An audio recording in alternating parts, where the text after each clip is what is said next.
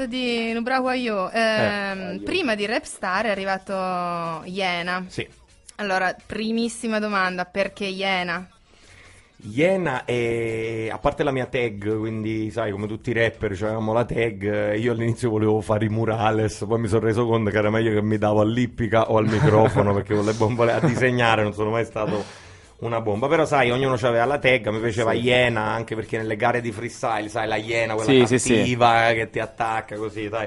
Invece mi chiama Drago, Cobra o Pipistrello, Ragno, comunque una roba horror, mi piace, horror comica. E infatti perché poi ride, è questa. Sì, horror ironica, mi è sempre affascinato il Joker di Batman di Christopher Nolan, sai, quello lì cattivo ma ironico, ecco, che magari dice robe intelligenti con un po' di ironia, utilizzando un tipo di rap che comunque è molto underground, è una cosa che mi è sempre piaciuta, e quindi l'ho chiamato Iena. Il disco che è Io e Nessun Altro, quindi è l'acronimo di Iena, e Io e Nessun Altro, proprio perché parla della mia vita, cioè della vita della Iena degli ultimi 2 anni, e infatti è stato scritto tra Amsterdam, Roma, Napoli, Milano, Lecce e Londra, cioè ho scritto sempre praticamente col cellulare, su block notes, a computer, negli studi, come se fosse, non lo so, una sorta di diario, ecco, delle mie avventure.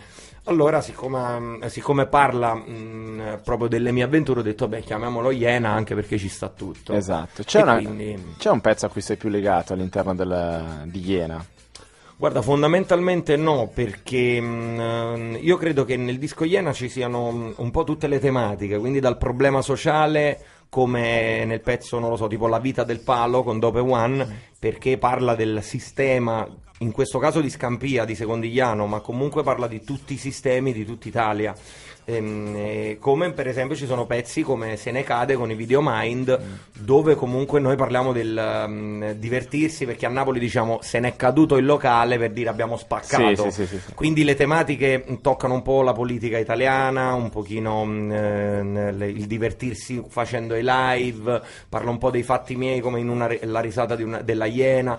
Quindi ho cercato di toccare più tematiche. Credo di non avere un pezzo preferito, perché magari il giorno dove sto più, posso dire parolacce? Sì, certo. Il giorno che sto più scoglionato, magari ascolto un pezzo tipo Finale di Fuoco, dove parlo delle mie cose, molto più malinconico. Il giorno magari dove sto a pazzo ascolto, che ne so, tipo Toxico, o Rovine, eccetera eccetera. Sono contento perché comunque io credo che per la prima volta nella storia è stato fatto il video e dopo 2 anni è uscito l'album. Infatti anche questo il singolo è uscito 2 anni prima dell'uscita dell'album. Non mi domandate perché, vi rispongo non lo sai. E ciò nonostante l'album è riuscito comunque a imporsi bene. Sì, perché, io sono contento perché stiamo tirando fuori i video uno dietro l'altro, quindi la mia musica, Toxico che è stato registrato ad Amsterdam, Rovine che è stato registrato sull'Etna con Mamma Marias, quindi ecco. Un po' di per quanto riguarda i video, volevo chiederti, insomma, a parte cosa hai in giro in questo periodo, se stai lavorando a qualche video, e, insomma, come ti trovi sul set, diciamo? Guarda, ritorno un pochino al discorso di prima, che a me piace molto il teatro, quindi di conseguenza fare il videoclip per me, fare il live e fare il videoclip per me è un passo in più, perché ogni rapper secondo me ha la sua caratteristica, ogni rapper deve essere sia versatile, ma deve essere anche nello stesso momento originale.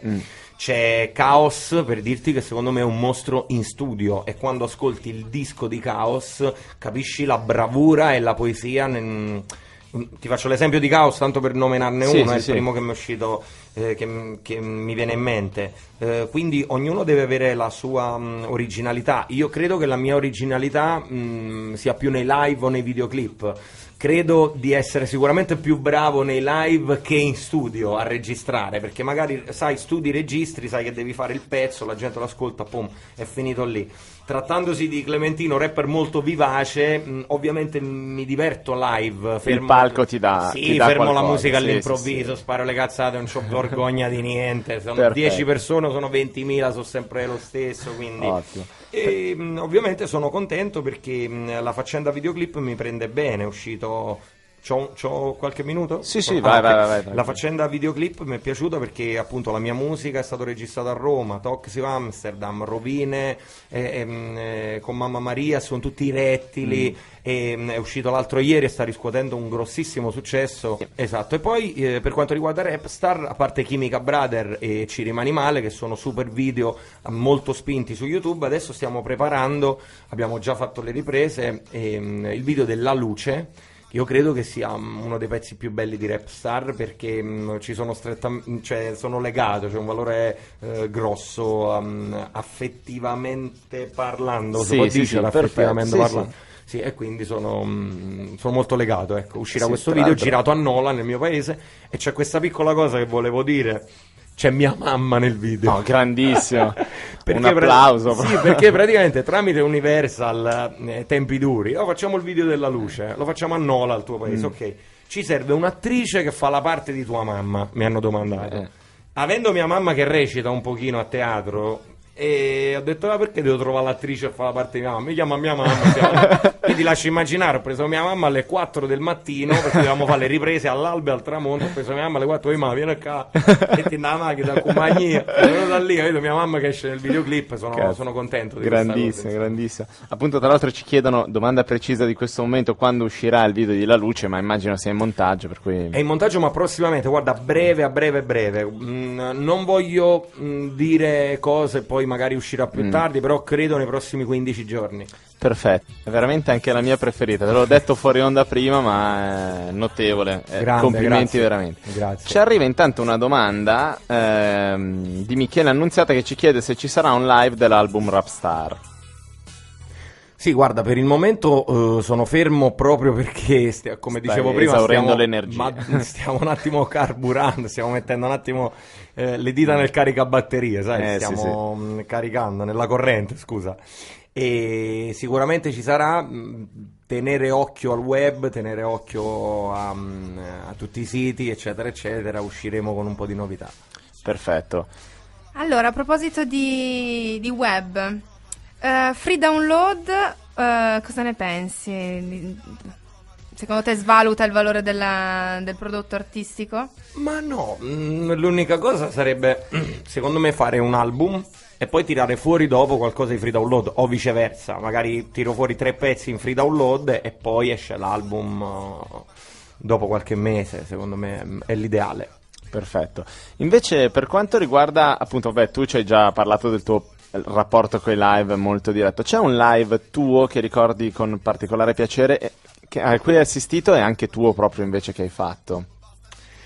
Che ho assistito, io credo su tutti l'Hip Hop Camp a Praga, perché ho avuto la fortuna di suonare lì tramite la Gold, che sono amici miei di Firenze, che hanno questa marca di abbigliamento, non so se si può fare pubblicità, però io non faccio pubblicità alla marca, faccio pubblicità agli amici miei perché secondo me fanno delle magliette stupende, e loro, tramite loro sono andato a suonare l'Hip Hop Camp a Praga, dove praticamente c'erano tutti i rapper americani che io ascoltavo da una vita, molti, voglio dire, almeno il 50%, Talib Kweli, Charlie Tuna, Necro, ma un casino, guarda, Foreign Buggers.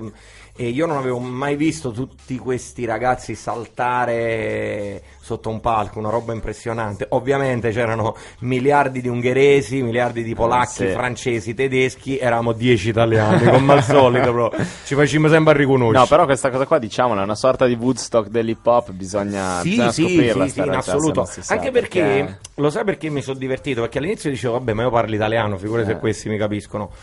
Però quando ho fatto il pezzo La mia musica, ovviamente, essendo un elenco di rapper americani, si sono presi tutti bene, perché ovviamente mi prendevano anche in giro. Questo è un aneddoto che mi ricordo. Mi prendevano in giro perché io facevo, siccome io non so parlare molto bene inglese, dicevo you see my video su YouTube. Allora dal pubblico facevano YouTube, e io sottolineavano la B finale, che essendo napoletano, YouTube proprio a cafone. Però si sono divertiti. Infatti mi ricordo che lì ho fatto amicizia con un ragazzo tedesco che dopo meno di 2 o 3 mesi mi chiamò a suonare in Germania, e quindi sono andato a Colonia a suonare, in Colonia. quindi voglio dire, è stato tutto uno scambio reciproco di CD, eccetera, eccetera. Una gran bella occasione. In assoluto diciamo. è stato quello. Di live dove ho suonato io, ovviamente in tutti i posti grossi dove è stata organizzata la cosa abbastanza bene, non lo so, Milano, Roma, Napoli, la Sicilia, la Puglia, guarda, ce ne sono tante, non vorrei saltare nessuno, però ci sono state un po' negli ultimi anni tante date dove comunque quando i promoter si muovono bene, quando le serate sono organizzate molto bene, o addirittura non solo serate Clementino live, potevano essere certo. anche Clementino più tanti altri rapper. Ce ne sono tante, guarda, ora non mi viene in mente nessuna, magari devo dare un'occhiata su YouTube per YouTube. sto punto. Cioè, ovviamente. Parlando Vabbè, di pubblico straniero, c'è una difficoltà, cioè, hai trovato delle difficoltà nel coinvolgerlo, a parte lo YouTube? Da no, perché tengo una faccia di corna esagerata.